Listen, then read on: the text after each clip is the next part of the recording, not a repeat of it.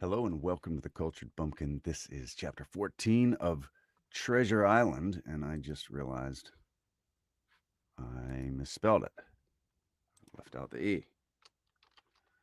Let's try that. Save changes there. Let's try this one.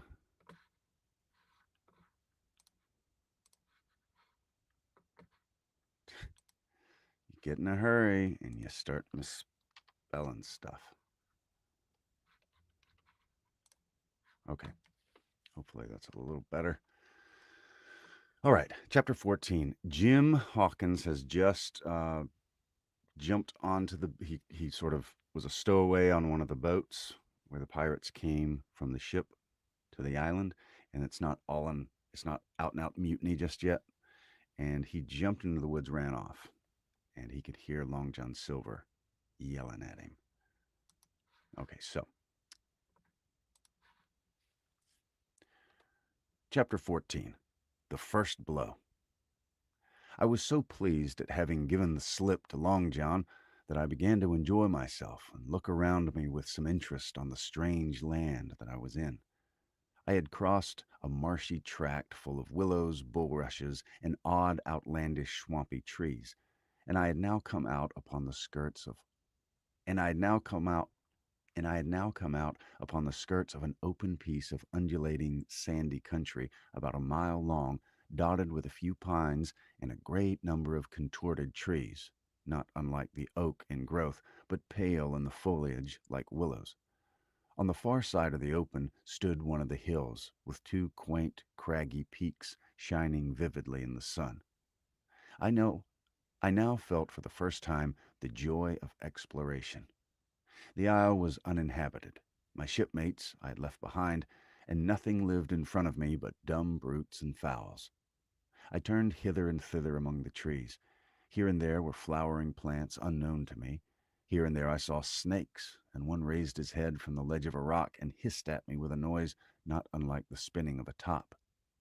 Little did I suppose that he was a deadly enemy, and the noise was the famous rattle. Then I came to a long thicket of these oak-like trees, live or evergreen oaks, I learned afterwards they should be called, which grew low along the sand like brambles, the boughs curiously twisted, the foliage compact like thatch.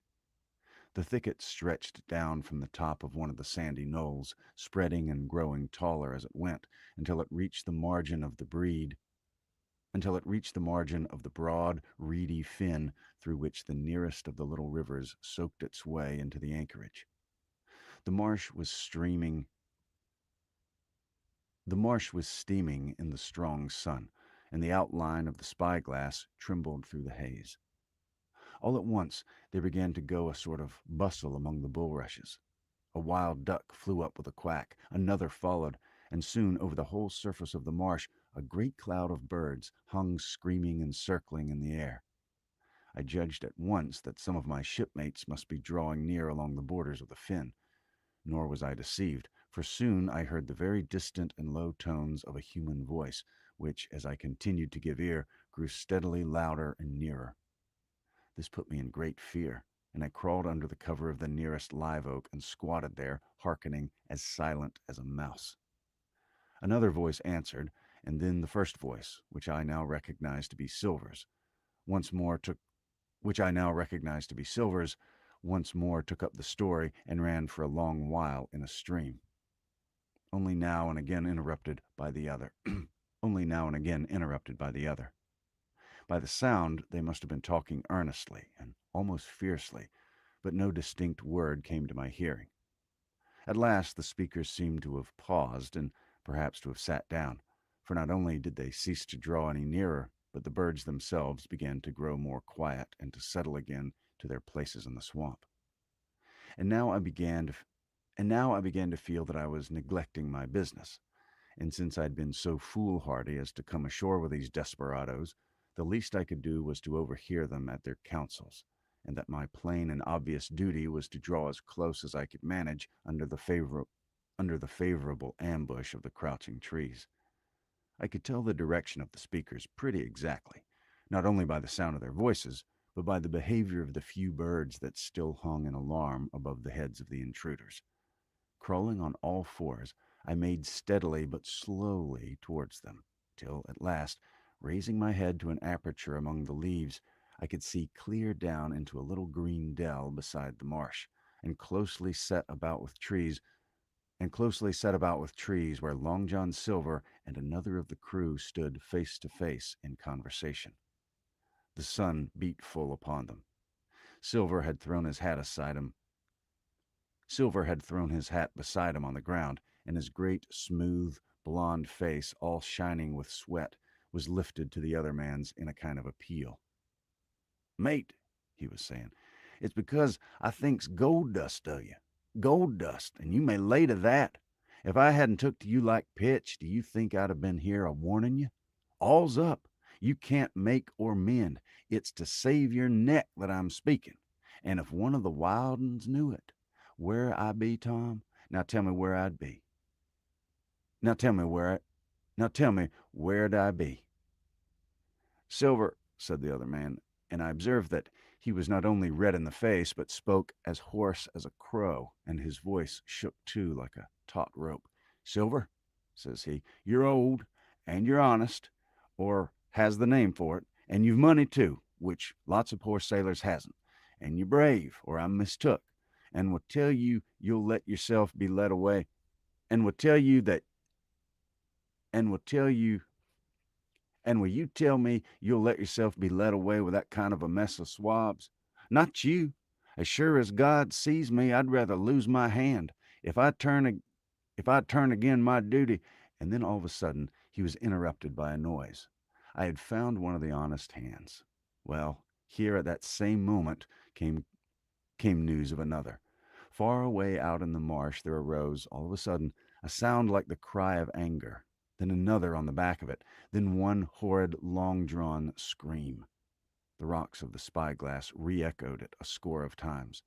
The whole troop of marsh birds rose again, darkening heaven with a simultaneous whir, and long after that death yell was still ringing in my brain, silence had re-established its empire, and only the rustle of the redescending birds and the boom of the distant surges disturbed the languor of the afternoon. Tom had leaped at the sound, like a horse at the spur, but Silver had not winked an eye. He stood where he was, resting lightly on his crutch, watching his companion like a snake about to spring. "John," said the sailor, stretching out his hand. "Hands off!" cried Silver, leaping back a yard, as it seemed with me, with the speed and security of a trained gymnast. "Hands off if you like, John Silver," said the other. "It's a black conscience that can make you fear to me. But in heaven's name, tell me, what was that?" "That," returned Silver, smiling away, but warier than ever, his eye a mere pinpoint in his big face, but gleaming like a crumb of glass. "That? Oh, I reckon that'll be Allen." And at this point, Tom flashed out like a hero. "Allen!" he cried. "Then rest his soul for a true seaman.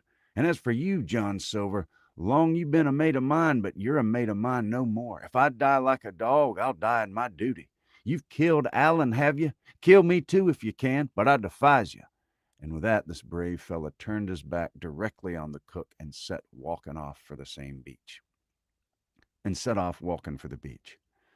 But he was not destined to go far. With a cry, John seized the branch of a tree, whipped the crutch out of his armpit, and sent that uncouth missile hurtling through the air. It struck poor Tom point foremost, and with stunning violence right between the shoulders and the middle of his back. His hands flew up. He gave a sort of gasp and fell. Whether he were injured much or little, none could ever tell. Like enough, to judge from the sound, his back was broken on the spot, but he had no time given him to recover. Silver, agile as a monkey, even without leg or crutch, was on top of him next moment and had twice buried his knife up to the hilt in that defenseless body. From my place of ambush, I could hear him pant aloud as he struck the blows. I do not know what it rightly is to faint, but I do know that for the next little while, the world swam away from me in a whirling mist. Silver and the birds and the tall spyglass hilltop going round and round and topsy-turvy before my eyes, and all manner of bells ringing and distant voices shouting in my ear. When I came again to myself, the monster had pulled himself together, his crutch under his arm, his hat upon his head. Just before Tom, just before him, Tom lay motionless upon the sward, but the murderer minded him not a whit, cleansing cleansing his blood-stained knife the while upon a wisp of grass. Everything else was unchanged. The sun still shining mercilessly on the steaming marsh and the tall pinnacle of the mountain, and I could scarcely persuade myself that murder had been actually done and a human life cruelly cut short a moment since before my eyes. A moment since before my eyes. But now John put his hand into his pocket, brought out a whistle, and blew upon it several modulated blasts that rang far across the heated air. I could not tell, of course, the meaning of the signal, but it instantly awoke my fears. More men would be coming. I might be discovered. They had already slain two of the honest people. After Tom and Alan, might not I come next? Instantly, I began to extricate myself and crawl back again, with what speed and silence I could manage, to the more open portion of the wood. As I did so, I could hear hails coming and going between the old buccaneer and his comrades, and this sound of danger lent me wings. As soon as I was clear of the thicket, I ran as I never ran before, scarce minding the direction of my flight, so long as it led me from the murderers. And as I ran, fear grew and grew upon me until it turned into a kind of frenzy. Indeed, could anyone be more lost entirely? Indeed, could anyone be more entirely lost than I? When the gun fired, how should I dare to go down to the boats among these fiends still smoking from their crime? Would not the first of them who saw me wring my neck like a snipe's? Would not my absence itself be an evidence to them of my alarm, and therefore of my fatal knowledge? It was all over, I thought. Goodbye to the Hispaniola, goodbye to the squire, the doctor, and the captain. There was nothing left for me but death by starvation or death by the hands of the mutineers. All this while, as I say, I was running, and without taking any notice, I had drawn near to the foot of the hill with the two peaks, and had got into a part of the island where the live oaks grew more widely apart, and seemed more like forest trees in their bearing and dimensions. Mingled with these were a few scattered pines, some 50, some nearer 70 feet high. The air, too, smelt more freshly than down beside the marsh. And here a fresh alarm brought me to a standstill with a thumping heart. That's the end of chapter 14.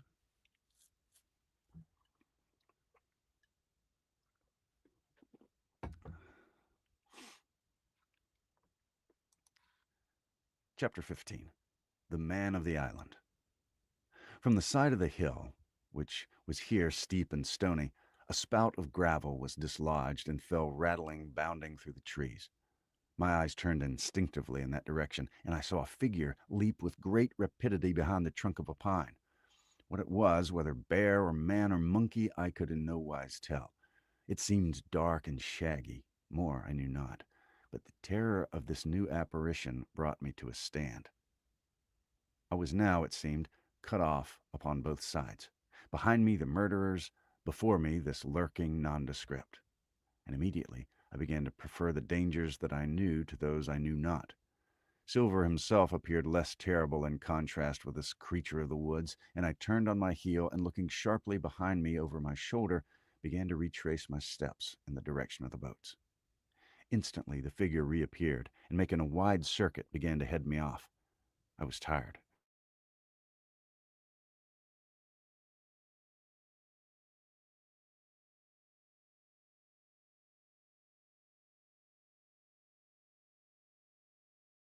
Running man-like on two legs, but unlike any man I'd ever seen, stooping almost double as it ran. Yet a man it was. I could no longer be in doubt about that. I began to recall what I heard of cannibals. I was within an ace of calling for help, but the mere fact that he was a man, however wild, had somewhat reassured me, and my fear of Silver began to revive in proportion. I stood still, therefore, and cast about for some method of escape. and cast about for some method of escape. And as I was so thinking, the recollection of my pistol flashed into my mind. As soon as I remembered I was not defenseless, courage glowed again in my heart, and I set my face resolutely for this man of the island and walked briskly towards him. He was concealed this he was concealed by this time behind another tree trunk, but he must have been watching me closely, for as soon as I began to move in his direction, he reappeared and took a step to meet me. Then he hesitated, drew back, came forward again, and at last, to my wonder and confusion, threw himself on his knees and held out his clasped hands in supplication. At that, I once more stopped. "Who are you?" I asked. "Ben Gunn," he answered, and his voice sounded hoarse and awkward, like a rusty lock. "I'm poor Ben Gunn, I am, and I hadn't spoken with a Christian these 3 years." I could now see that he was a white man like myself, and that his features were even pleasing. His skin, wherever it was exposed, was burnt by the sun. Even his lips were black, and his fair eyes looked quite startling in so dark a face. Of all the beggar men that I had seen or fancied, he was the chief for raggedness. His clothes with tatters of old ship's canvas and old sea cloth. He was clothed with tatters of old ship's canvas and old sea cloth, and this extraordinary patchwork was all held together by a system of the most various and incongruous fastenings, brass buttons, bits of stick, and loops of tarry gaskin. About his waist he wore an old brass-buckled leather belt, which was the one thing solid in his whole accoutrement. 3 years, I cried. Were you shipwrecked? Nay, mate, said he, marooned. I'd heard the word, and I knew it stood for a horrible kind of punishment common enough among the buccaneers, in which the offender is put ashore with a little powder and shot and left behind on some desolate and distant island. Marooned 3 years agone, he continued, and lived on goats since then, and berries and oysters. Wherever a man is, says I, a man can do for himself. But, mate, my heart is sore for Christian diet. You mightn't happen to have a piece of cheese about you now, would you? You mightn't happen to have a piece of cheese about you now. No? Well, many's a night I've dreamed of cheese, toasted mostly, and woke up again, and here I were. If I can ever get aboard again, said I, you shall have cheese by the stone. All this time he had been feeling the stuff of my jacket, smoothing my hands, looking at my boots, and generally, in the intervals of his speech, showing a childish pleasure in the presence of a fellow creature. But at my last words, he perked up into a kind of startled slyness. If you can ever get aboard again, says you, he repeated, why now, who's to hinder you? Well, not you, I know, was my reply. And right you was, he cried. Now you, and right you was, he cried. Now you, what you call yourself, mate? Jim, I told him. Jim, says he, quite pleased apparently. Well, now, Jim, I've lived that rough as you should be ashamed to hear of. Now, for instance, you wouldn't think I had a pious mother to look at me, he asked. Now, for instance, you wouldn't think I had a pious mother to look at me, he asked. Why, no, not in particular, I answered. Ah, well, said she. Ah, well, said he, but I had. Remarkable pious, and I was a civil, pious boy and could rattle off my catechisms that fast, as soon as you couldn't tell one word from another. And hear what it come to, Jim, and it begun with Chuck Farthing on the blessed gravestones. That's what it begun with, but it went farther than that. And so my mother told me, and predict the whole thing she did, the pious woman, and predict the whole she did, the pious woman, but it were Providence that put me here. I've thought it all out here in this lonely island, and I'm back on piety. You don't catch me tasting rum so much, but I just had a thimbleful for luck, of course, the first chance I have. I'm bound I'll be good, and I see the way, too. And Jim, looking all around and lowering his voice to a whisper, I'm rich. I now felt sure that the poor fellow had gone crazy in his solitude, and I suppose I must have shown the feeling in my face, for he repeated the statement hotly. Rich, I says, and I tell you what, I'll make a man of you, Jim. "Ah, Jim, you'll bless your stars, you will. You was the first that found me." And at this there came suddenly a lowering shadow over his face, and he tightened his grasp upon my hand and raised a forefinger threateningly before my eyes. "Now, Jim, you tell me true. That ain't Flint's ship?" he asked. At this I had a happy inspiration. I began to believe that I had found an ally, and I answered him at once. "It's not Flint's ship, and Flint is dead. But I'll tell you true, as you asked me, there are some of Flint's hands aboard. Worse luck for the rest of us." "Not a man with one leg," he gasped. "Silver?" I asked. "Ah, Silver," says he. "That were his name. He's the cook and the ringleader, too." He was still holding me by the hand, and at that he gave it quite a ring. "If you was sent by Long John," he said, "I'm as good as pork, and I know it. But where was you, do you suppose?" I had made up my mind in a moment, and by way of an answer told him the whole story of our voyage and the predicament in which we found ourselves. He heard me with the keenest interest, and when I had done he patted me on the head. "You're a good lad, Jim," said he, "and you're all in a clove hitch, ain't you? Well, you just put your trust in Ben Gunn. Ben Gunn's the man to do it. Would you like would you think it likely now that your squire would prove a liberal-minded one in case of help, him being in a clove hitch, as your remark?" I told him the squire was a I told him as I told him the squire was the most liberal of men. Quick little tea break.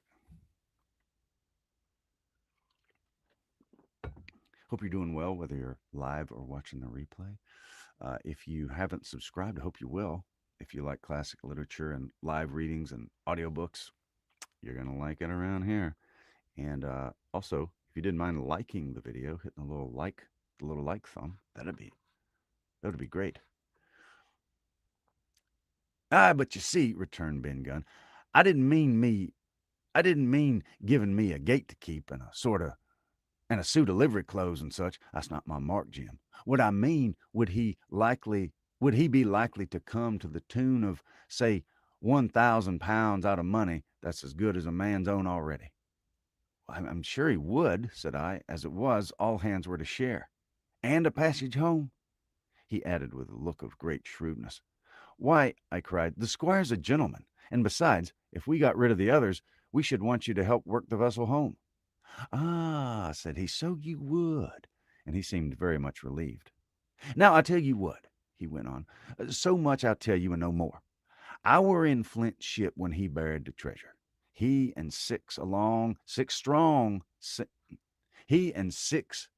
seamen. They was ashore nigh on a week, and us standing off and on the old walrus. In one fine day went up the signal, and here come Flint by himself in a little boat, and his head done up in a blue scarf. The sun was getting on.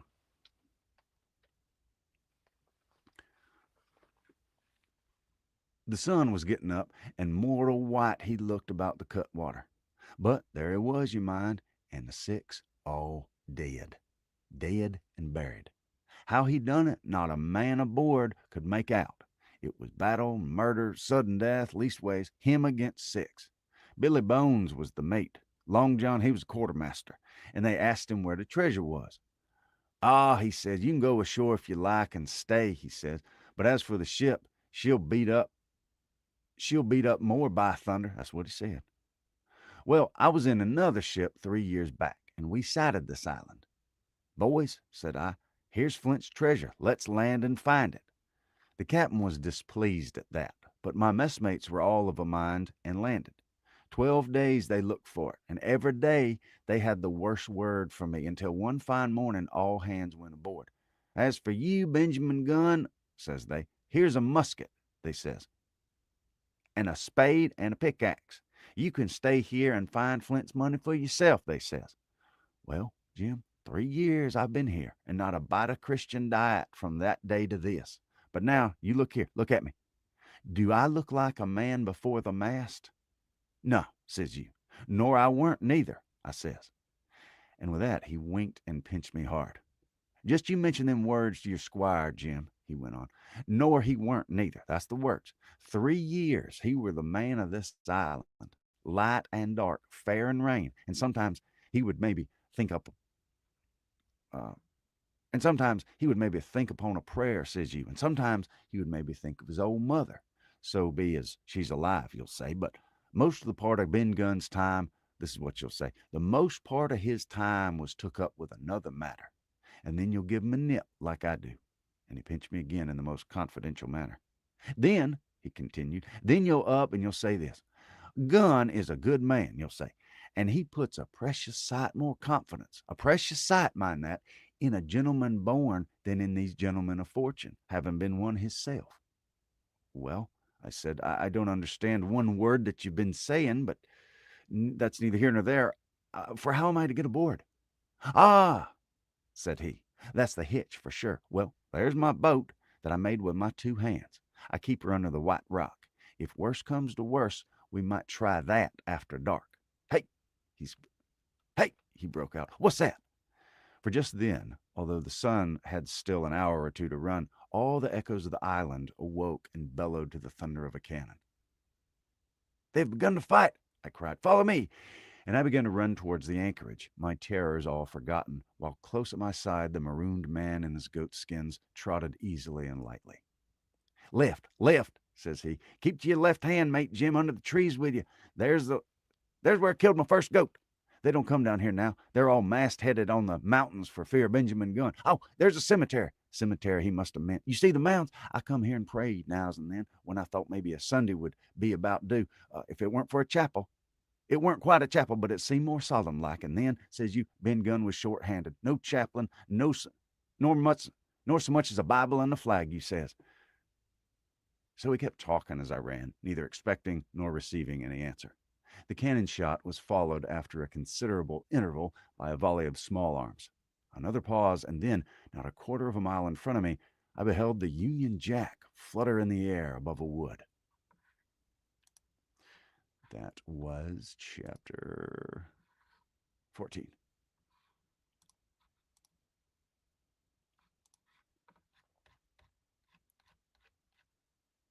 Oh, no, that was 15.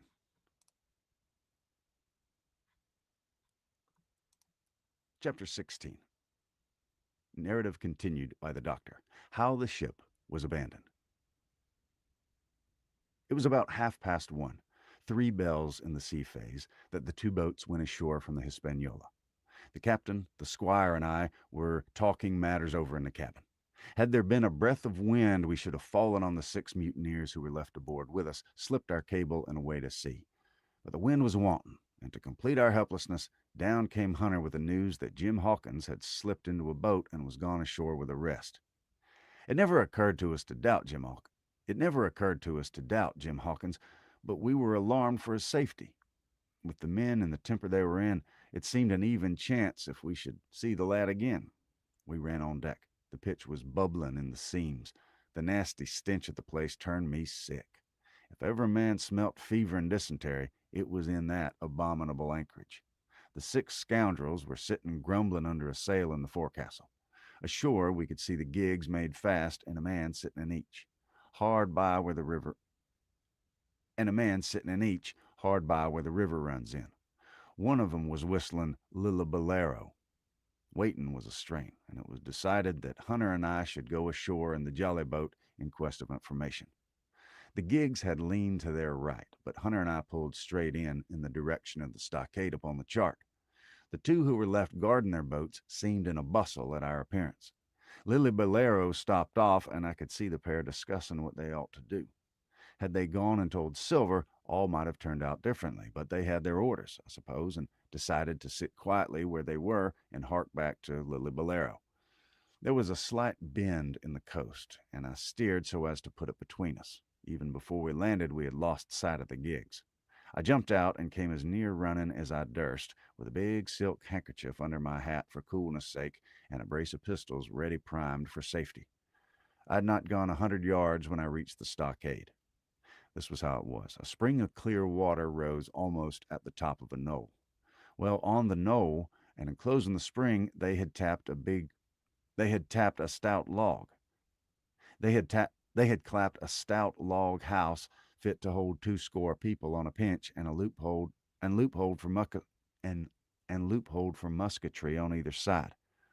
All round this they had all round this they had cleared a wide space, and then the thing was complete and then the thing was completely and then the thing was completed by a paling 6 feet high, without door or opening, too strong to pull down without time and labor, and too open to shelter the besiegers.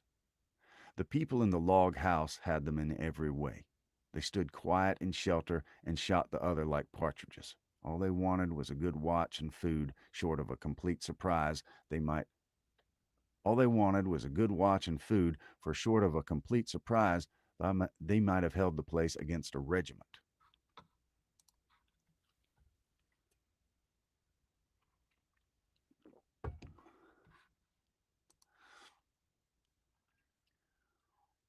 What particularly took my fancy was the spring, for though we had a good enough place of it in the cabin of the Hispaniola, with plenty of arms and ammunition and things to eat and excellent wines, there had been one thing overlooked.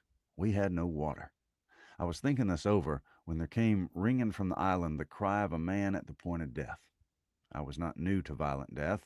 I've served I've served His Royal Highness the Duke of Cumberland and got a wound myself at Fauntleroy.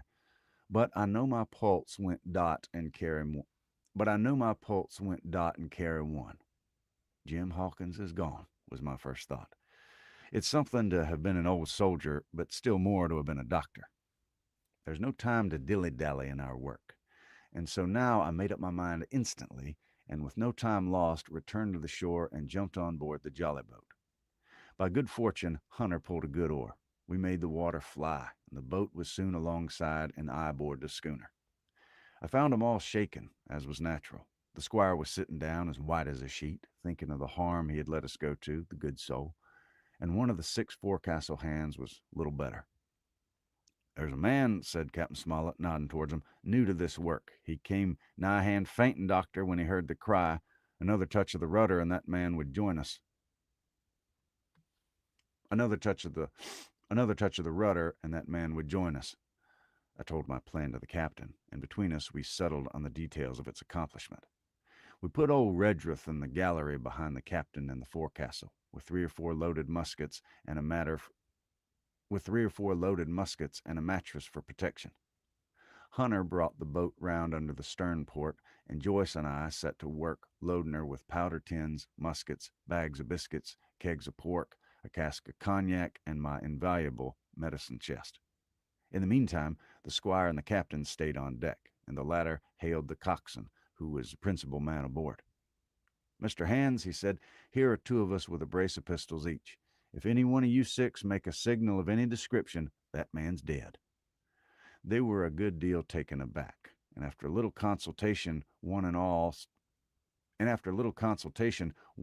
tumbled down the fore and after a little consultation, one and all tumbled down the fore companion, thinking no doubt to take us on the rear. But when they saw Redruth waiting for 'em in the sparred gallery, they went about the ship at once, and a head popped out again on deck. Down, dog, cries the captain, and the head popped up again, and we heard no more for a time of these 6 very faint-hearted seamen. By this time, tumbling things in as they came, we had the jolly boat loaded as much as we dared.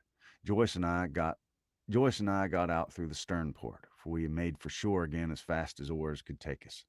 The second trip fairly aroused the watchers along shore. Lily Bolero was dropped again, and just before we lost sight of 'em behind the little point, one of 'em whipped ashore and disappeared.